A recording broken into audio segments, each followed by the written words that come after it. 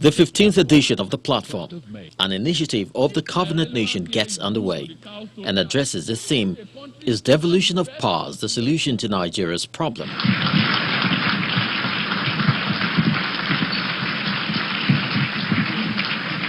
The driver of the project, Pastor Pojo Yemadi, takes to the rostrum for his opening remark, emphasizing the need for Nigerians to show genuine interest in the success of the polity. The alternative to engagement is force. But we've got to understand this, because man only acts either being persuaded or being coerced. It will be immoral, and let me say this to the elite, to advocate for violence when you have a foreign visa on your own passport. The theater to exit the nation, and the theater if anything happens. A war is something you can only determine when it starts. You cannot determine when it ends. You can be in it for 30 years. You may run away from that theater, but the poor that you claim that you are fighting for will be the ones that will be left fighting, will be the ones that will be left suffering. Notable speakers at the event bared their thoughts on the subject matter. For Charles Omole, an international legal scholar, there is more to devolution than meets the eyes. We are saying things are hard in the country. That is true. But during the oil boom, how many oil boomed into your own house? The same people that made it during the oil boom, the same people are making it during scarcity. That tells you the issue is not the system. It's the nature of the people who've left to manage it. He also expresses his reservation for the civil service. Those who don't know how civil service work, we know that they can grind any system to a halt. They oppose, many of them oppose modernization. They oppose innovation. They like things being done manually. I wonder why. How many of you know that constitutionally no federal minister in this country can sign a contract to give you a job? How many of you understand that? It's the permanent secretary, it is the civil servant that do that. So how can a minister steal, for example, without what? In his submission, Senior Advocate of Nigeria, Olisa Bakuba, urges youth and women to close ranks in order to make impact. Don't get me wrong if I say this, so please don't get me wrong. But sometimes I'm offended by when women say we are being marginalized. Then I say, by who? When you are more in number. So why don't you mobilize to vote yourselves in? The same with the youths. I said to you, you are more than us. So why don't you mobilize? Because if the women and the youth can wake up, the country will change. My closing point would be, this country is far from where it should be. This country will not achieve anything, even if the National Assembly were to say, in our wisdom, we hereby devolve powers. Nothing will change. Because you are changing a system, like you said, you are changing a system with the same actors. One-time Minister of Aviation, Osita Chidoka, is not impressed by the business of governance as it is currently run. There are now 100 federal universities in Nigeria. Please give away these federal universities to the states. That's how they will develop capacity. That's how they can employ quality manpower. Return the money to where it is. The federal government has no business running the bureaucracy that is running in Abuja. And the state governments are busy frowning, asking, we want federal medical center in our place.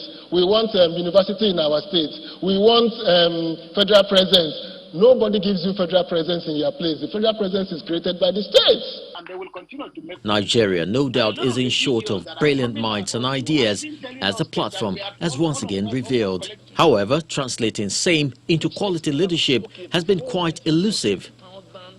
Hopefully, discourse such as being championed by the platform Nigeria would help put the country on the right pedestal.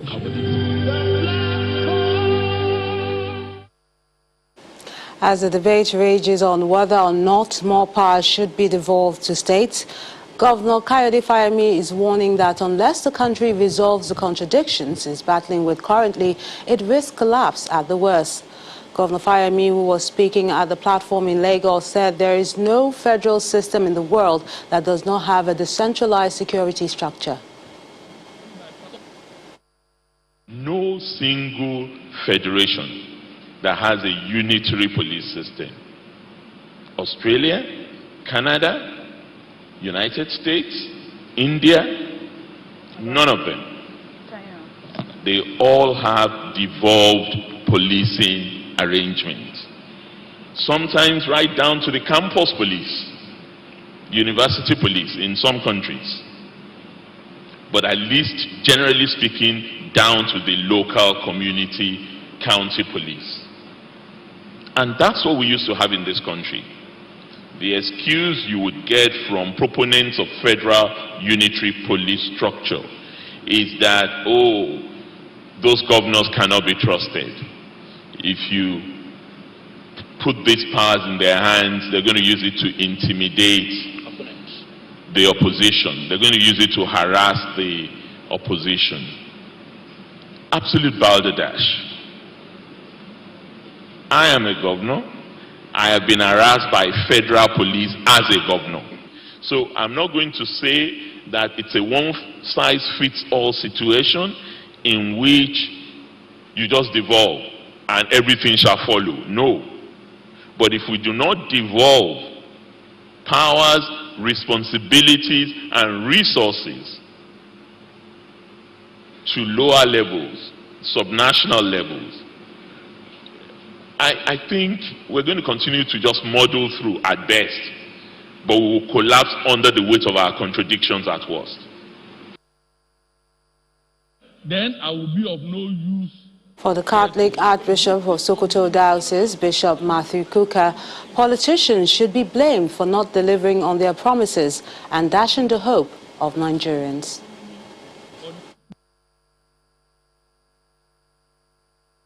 When we took off on May 29, 2015, from then till now, where are we? And this interrogation is necessary because it will help us identify the mistakes that we have made.